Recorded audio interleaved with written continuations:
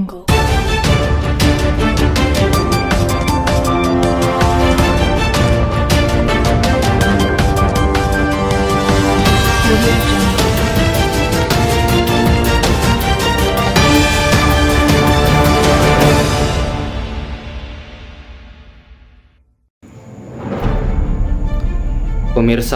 kembali bersama saya dalam News Update edisi hari ini yang menghadirkan berbagai informasi yang menarik dan terpercaya.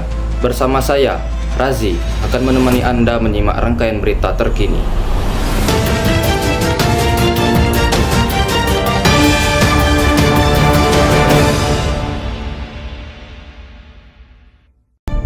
Kita mulai dengan kabar inspiratif.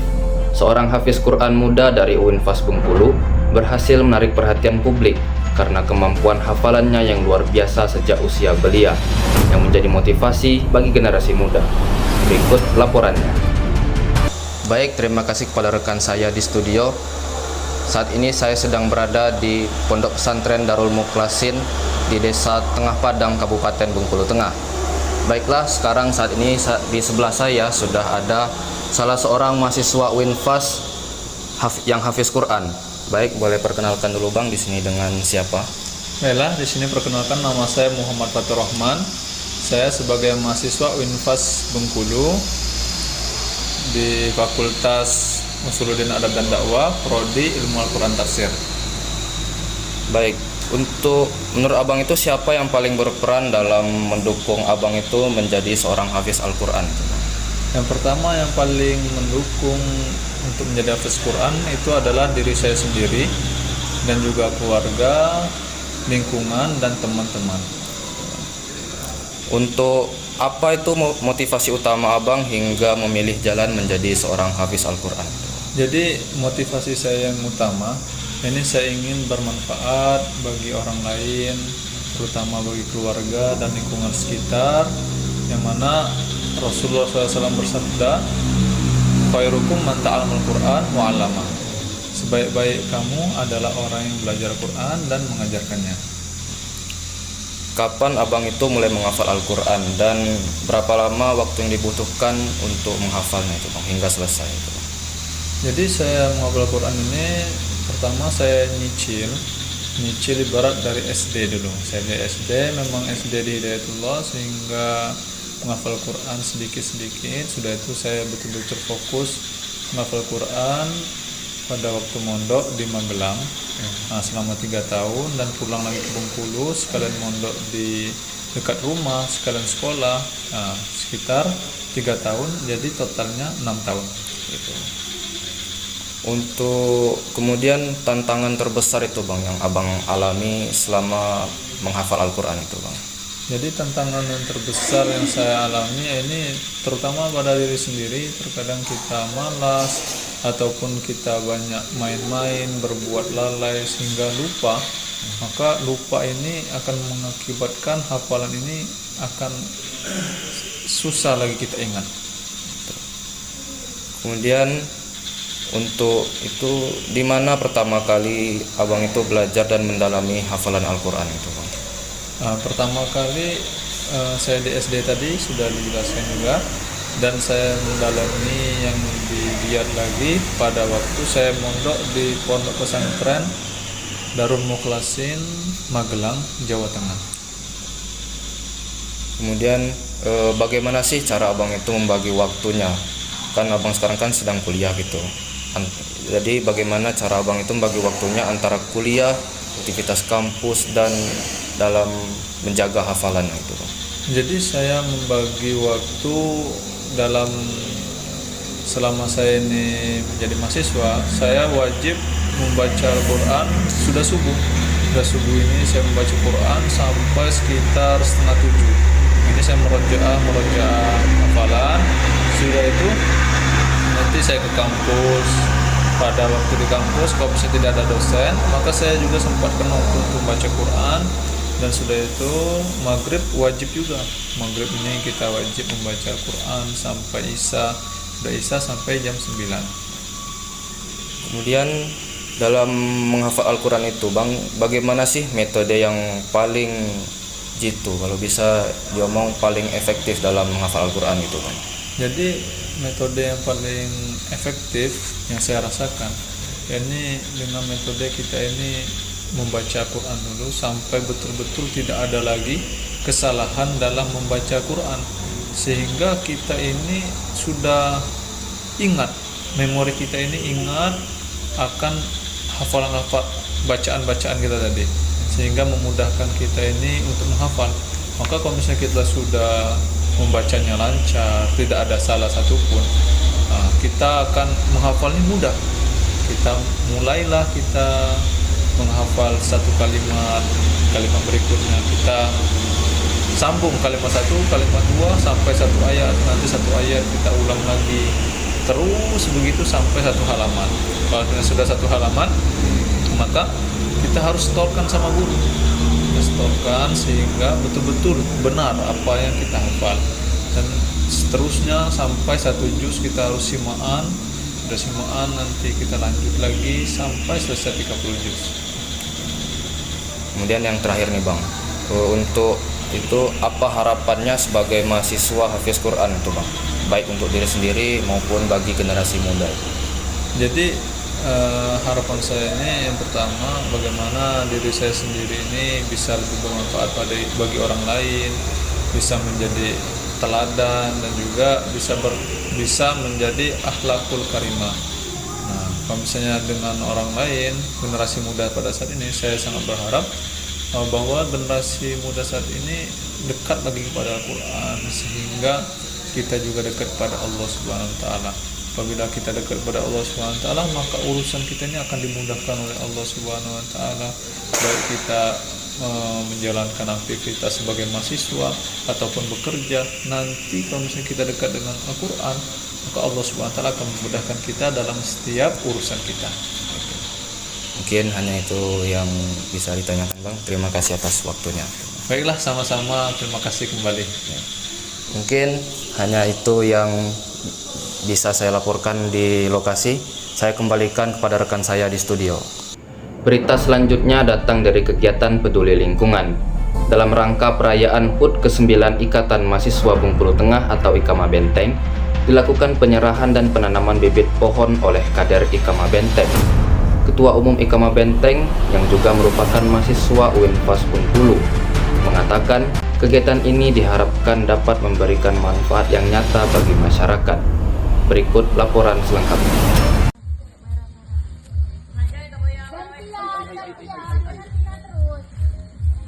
Bina bergerak nak gantian re. Mau? Asoy banget. Langsung tumbuh itu. Baik, terima kasih kepada rekan saya Razi di studio. Saat ini saya sedang berada di Desa Air Putih, Kecamatan Talangpat, Kabupaten Bengkulu Tengah. Di sini juga sedang ada kegiatan yaitu HUT IKMA Benteng ke-9, merupakan kegiatan memperingati hari jadi ulang tahun IKMA Benteng yang ke-9. Dan juga di sini sudah ada, di sebelah saya sudah ada yaitu seorang mahasiswa UINFAS yang juga merupakan sebagai Ketua Umum dari Ikatan Mahasiswa Bengkulu Tengah periode 2025-2026. Boleh perkenalkan dulu Bang, di sini dengan siapa? Baik, sebelumnya Assalamualaikum warahmatullahi wabarakatuh. Perkenalkan, nama saya Pardi. Di UINFAS Bengkulu, saya mengambil program studi Pendidikan Agama Islam Fakultas Tarbiyah dan Tadris UINFAS Bengkulu, dan saya berdomisili Bengkulu Tengah. Nah, di sini saya bergabung di organisasi Ikatan Mahasiswa Bengkulu Tengah, dan alhamdulillah pada saat ini diamanahkan sebagai Ketua Umum organisasi Ikatan Mahasiswa Bengkulu Tengah tahun 2025-2026. Oh, mungkin ini Bang, untuk kegiatan ini itu Bang yang dilakukan dalam rangka memperingati HUT IKMA Benteng tahun ini apa saja itu Bang? Oke. Nah, di dalam rangka memperingati HUT IKMA Benteng yang ke-9 pada saat ini, kami juga berkegiatan sosial, yaitu penanaman 500 pohon di Desa Air Putih, Kecamatan Talangpat, Kabupaten Bengkulu Tengah. Nah, pohon itu ada berupa pohon matoa, pohon nangka, pohon pucuk merah, pohon ketapang lokal, dan seperti itu. Nah, di situ juga kegiatan ini tentunya ada kegiatan internalnya. Kegiatan internalnya yaitu tepatnya di hari Sabtu malam Minggu itu tanggal 25. Jadi di malam itu kami adakan semacam makrab pendekatan lah sama kami, yaitu internal Ikamah Benteng. Di situ juga kami adakan renungan, perlu kami ingatkan kembali apa tujuan kami di organisasi, perlu kami ingat kembali apa makna organisasi ini, mengapa kami masuk di organisasi ini. Jangan sampai kita berorganisasi asal ikut-ikutan saja, tetapi memang ada tujuan yang konkret dan harus kita capai, seperti itu. Tadi kan disebutkan juga ada kegiatan penanaman pohon gitu Bang. Kalau boleh tahu itu lokasi penanaman pohon itu di mana itu Bang? Oke, lokasi penanaman pohon itu di Desa Air Putih, Benteng. Nah, di situ kami penanaman secara simbolis juga, yaitu di sekitaran gedung GSG Desa Air Putih. Dan bibitnya kami serahkan ke pihak desa, dan pihak desa akan membagikan ke setiap rumah di Desa Air Putih ini. Kalau untuk alasan utama dilakukannya kegiatan penanaman pohon ini sebagai bagian dari perayaan HUT Ikamah itu apa itu Bang? Oke. Nah, di kegiatan Ikamah Benteng itu memang ada yang namanya kegiatan internal Ikamah Benteng. Tetapi kami selingkan di situ ada yang namanya kegiatan sosial agar ada yang bisa kami tinggalkan di tempat kami berkegiatan. Contohnya pada hari ini kami berkegiatan di Desa Air Putih. Kami meminjam fasilitas di sini dan diberikan oleh pihak desa, dan kami juga memberikan sedikit feedback kepada desa, yaitu berupa bibit tanaman tadi. Jadi itu merupakan salah satu perayaan Ikamah Benteng agar ada fungsi dan ada kebermanfaatan langsung dari masyarakat. Kemudian apakah ada kerjasama dengan pihak lain itu Bang dalam melaksanakan penanaman pohon itu? Oke. Nah, perihal penanaman pohon tadi kami juga bekerja sama dengan pembibitan di Taman Raja Lelo, yaitu di Tahura di Desa Tanjung Terdana Kabupaten Benteng. Nah, di situ mereka juga sangat antusias memberikan kami bibit secara gratis dan menyalurkan ke desa yang kira-kira diyakini bahwasanya mereka sangat menginginkan bibit tersebut dan ingin merawat bibit tersebut. Kemudian bagaimana proses pelaksanaan kegiatan ini itu mulai dari persiapan hingga pelaksanaannya di lapangan gitu? Oke.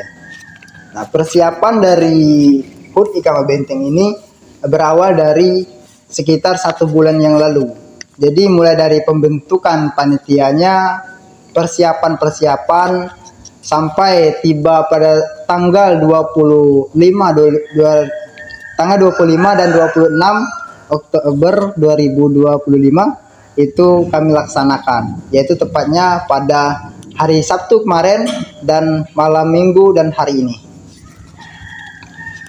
Kalau untuk jumlah dari bibitnya itu ada berapa itu Bang, dan yang ditanam itu dari bibit pohon apa saja itu? Oke.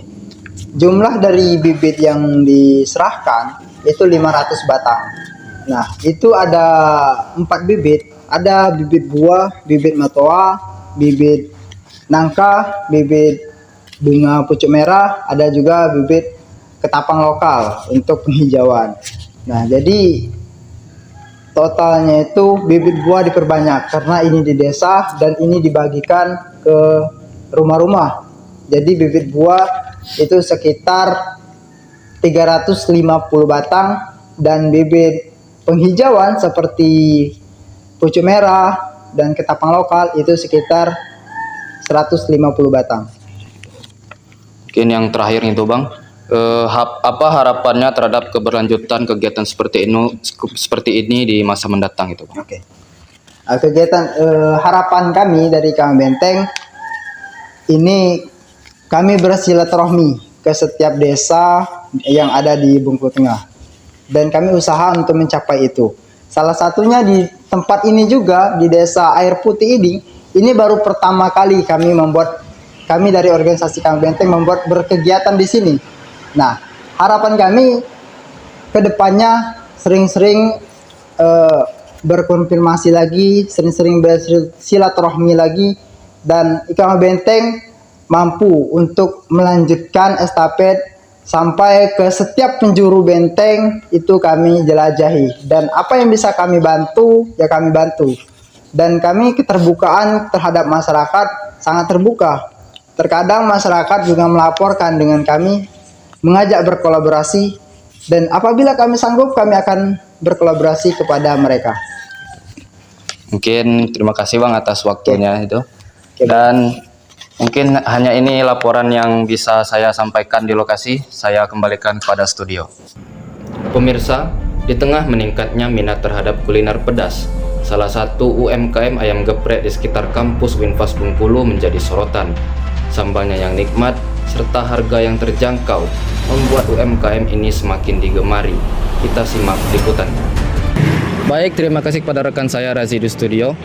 Ayam geprek merupakan salah satu masakan khas Indonesia yang banyak digemari oleh masyarakat, khususnya yang berada di Kota Bengkulu. Saat ini saya sedang berada di ruas jalan di dekat kampus Universitas Islam Negeri Fatmawati Soekarno Bengkulu. Tepatnya di salah satu warung ayam geprek yang dimana menjadi favorit bagi mahasiswa di kampus Winfas Bengkulu. Yuk ikuti saya untuk wawancara dengan pemiliknya.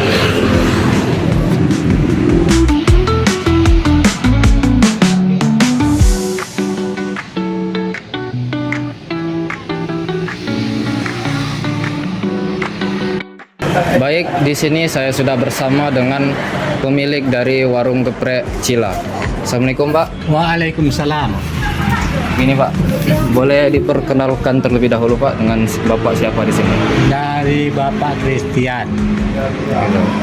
Di sini sebagai pemilik dari warung geprek ini Pak. Iya, suaminya. Ya. Untuk itu alasan dari Bapak sendiri itu untuk menjual ayam geprek ini apa itu Pak? Motivasi terbesarnya itu Pak? Ya untuk mata pencarian motivasinya. Dan sekalian buat ya di sini kan lingkungan universitas. Jadi kan untuk anak-anak mahasiswa. Kalau untuk umum ya nggak masuk usaha kita ini kan. Kalau mahasiswa kan berangkat 10.000. Kemudian yang dijual di sini apakah hanya ayam geprek saja atau yang lain juga itu Pak? Ada ayam geprek, ada lele, nila, ayam goreng, dan manis-manisan, jajanan anak-anak. Kalau untuk menu andalannya itu ayam geprek ini? Ayam geprek menu andalan. Sudah berapa lama itu berjualan itu Pak? Kalau di sini udah sekitar 4-5 tahunan. 5 tahun.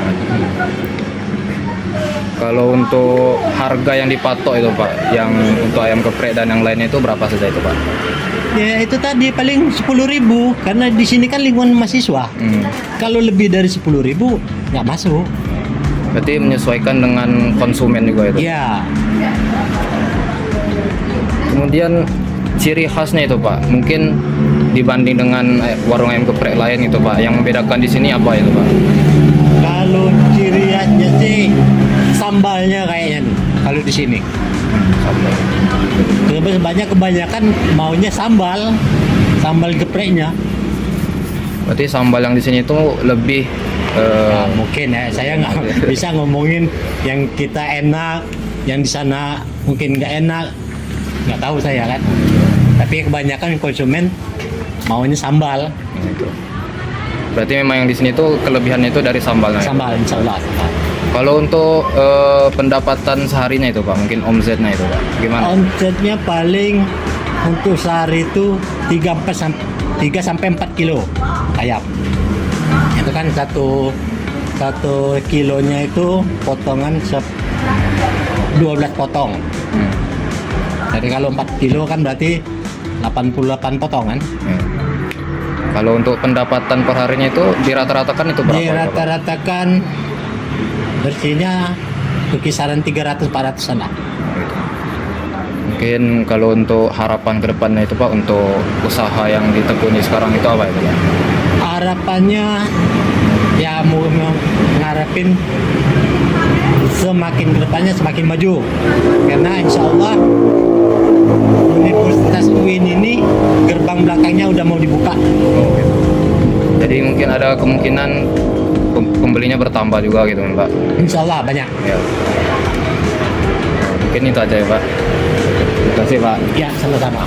Baik, itu tadi wawancara dengan pemilik dari Geprek Cila. Dan saat ini saya akan melakukan wawancara dengan salah satu pembeli dari warung geprek ini. Permisi Kak, dengan siapa di sini? Kiza, Reza. ya, Sebagai mahasiswa dari prodi apa? BKI. PKI. Untuk pertanyaannya itu, mengapa itu Kak memilih berbelanja di ayam geprek ini? Karena ya sambalnya itu enak, pas di lidah, dan juga orangnya juga ramah. Ramah. Kalau menurut kakak sendiri itu rasa dan harganya itu sesuai nggak untuk ayam gepreknya di sini? Ya, sesuai. Kalau untuk apa yang membuat kakak itu sering datang kembali lagi untuk membeli ayam geprek ini lagi gitu? Ya, karena itu rasanya itu kan memang enak sambalnya itu kan, karena cocok di lidah. Terus ya karena orangnya itu juga ramah, sering cerita, ngobrol bareng. Orangnya juga asik. Yang terakhir nih Kak, kalau untuk itu apakah ada saran tuh Kak untuk peningkatan kualitas warung ini ke depannya?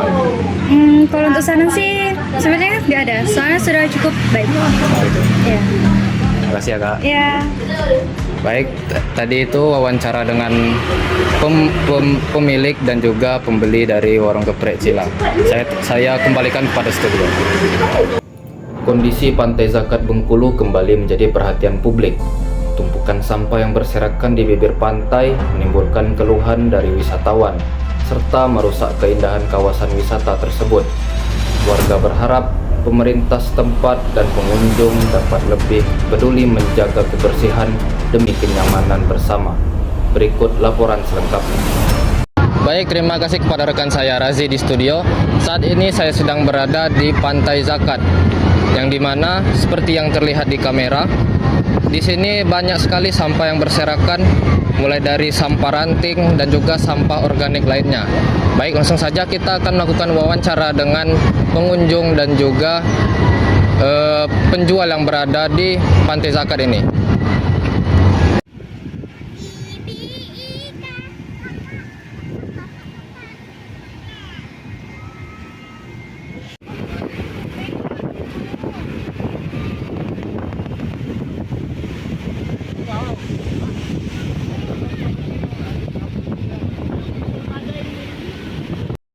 Baik, saat ini saya bersama saya sudah ada salah satu penjual yang berjualan di bibir pantai di Pantai Zakat ini.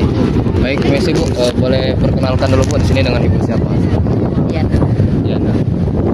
Ini Bu, kan di sini banyak sampah itu kan Bu. Kalau menurut Ibu itu tanggapannya itu gimana itu Bu? Sampah ini gak pas badai gini nah. Kalau sampai jualan, kalau sampai jualan kami pakai aso terus dibakar. Kadang itu dikubur dalam pasir kan pas balik saya jualan tuh.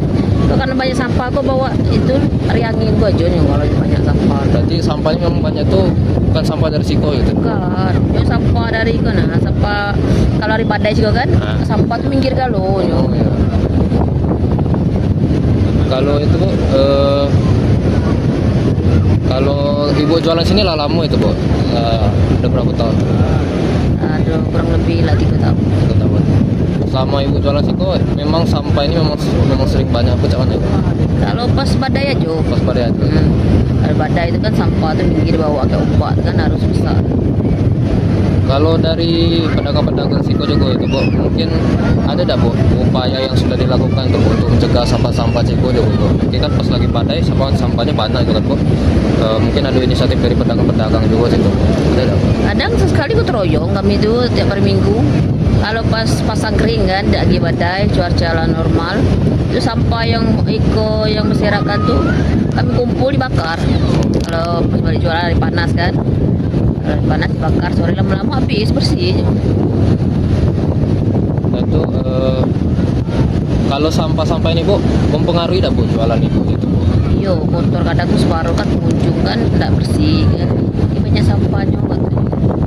Nah, juga itu pas sudah buka payung kan dibersihkan, dipungut sampah kok. Aso-aso yang nak balik baru pungut kan. Berarti Kalau dibakar kadang tuh tidak habis. iya gitu Bu. Masih ada sisanya ya Bu. Yo, Berarti memang kalau sampah ini tuh dampak negatifnya besar juga itu untuk yo. penghasilan Ibu juga ya Bu. Mungkin kalau untuk harapannya tuh Bu terkait dengan sampah ini tuh gimana itu? Kalau sampah kok kalau Dari untuk pemerintah begitu. nah sekali pemerintah keteroyong sekali itu pantai kan, Satpol PP, TNI turun kan, itu Polres, polisi orang Polda kan. Hendaknya dirutinkan cik itu nah jadi bersih kan. Kalau sekedar itu kan pedagang suka aja cak ujung kan ada pedagang. Jadi kan payung-payung ujung kok. Nah itu kan kalau ikut kan cak kemarin itu keteroyong dari siku sampai ujung jadi bersih pantai kok. Hendaknya hapus bulan sekali kan pemerintah itu kan gotong royong cik itu kan. Bagi yang pedagang itu kan ikut juga. Tapi pedagang cuma risiko aja, risiko batas itu. Kalau yang pasar Bengkulu kan tidak ada kan. Berarti memang kalau dari pemerintah itu memang ada untuk Yo. gotong royong, cuman jarang gitu ya. Jarang sekali. Oh, iya. Oke, itu aja ya Bu, makasih ya Bu atas waktunya Bu. Baik, itu tadi wawancara dengan pedagangnya. Mungkin saya nanti akan mencari salah satu dari pengunjung juga. Baik, saat ini di sebelah saya sudah ada salah satu pengunjung yang berada di Pantai Zakat. Permisi Bang, boleh perkenalkan dulu Bang? Ini di sini dengan abang siapa ya? Edi. Asalnya dari mana Bang? Kami dari utara. Oh, jauh juga Bang.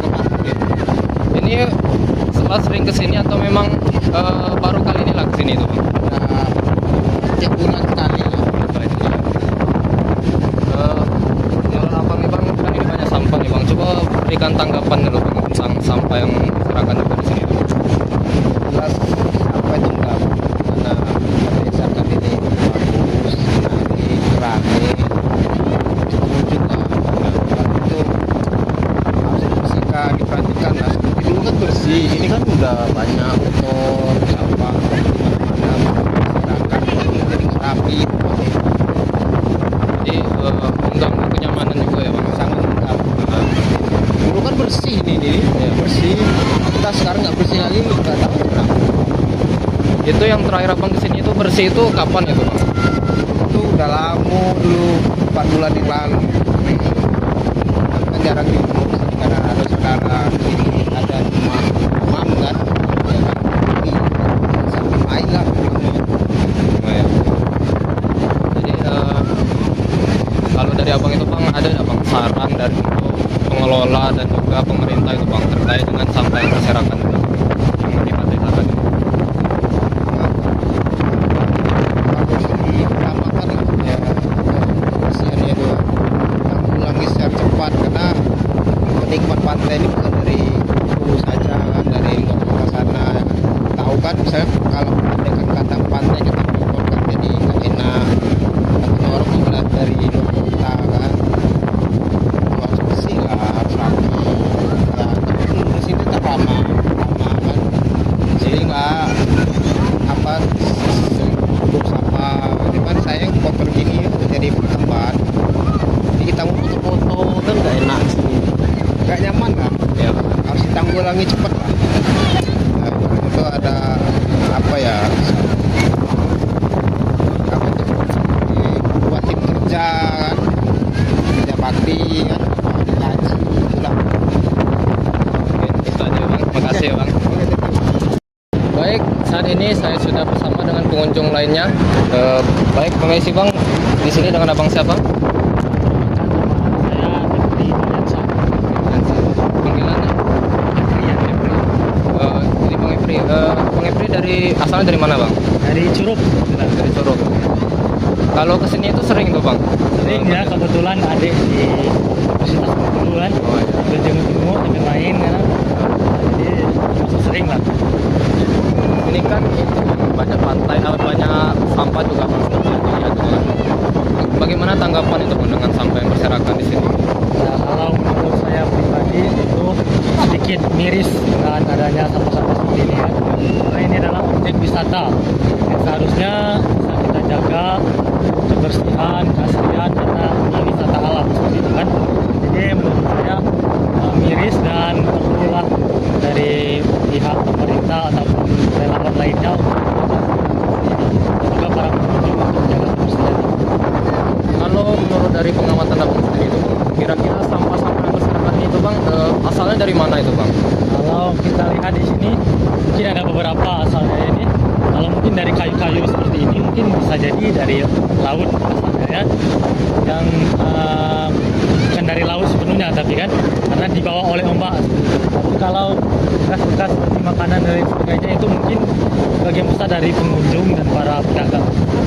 Berarti memang pengunjung dan pedagang itu ikut andil juga dalam Ya. mengirim sampah-sampah yang banyak di sini. Kalau menurut saya pribadi memang betul ya. Karena ini termasuk banyak sekali sampah-sampah makanan, minuman dan lain sebagainya yang asalnya dari pengunjung dan juga para pembuat atau ya.